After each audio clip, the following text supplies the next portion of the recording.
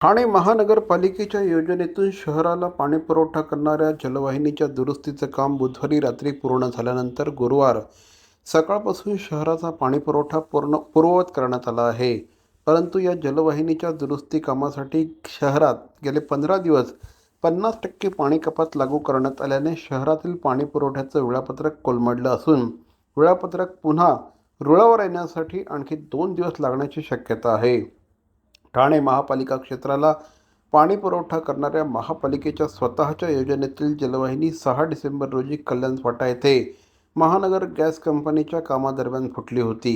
ही जलवाहिनी जुनी आणि प्रिस्ट्रेस कॉन्क्रीट पद्धतीची असल्यामुळे तिच्या दुरुस्तीसाठी 5 दिवस लागले.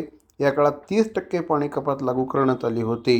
जलवाहिनी दुरुस्तीनंतर पाणीपुरवठा सुरू करताच जलवाहिनी आणखी 3 ठिकाणी फुटली असल्याची बाब पालिका प्रशासनाच्या लक्षात आली. यानंतर पालिकेने 19 डिसेंबरपर्यंत 50% पाणी कपात लागू केली होती. अखेर आता या जलवाहिनीचं काम पूर्ण झालं असून लवकरच पाणीपुरवठा रुळावर येईल. भवानी ज्वेलर्स ठाणे, पारंपरिक आणि आधुनिक दागिन्यांचा अप्रतिम संगम. प्रत्येक स्त्रीची पहिली पसंती भवानी ज्वेलर्स ठाणे.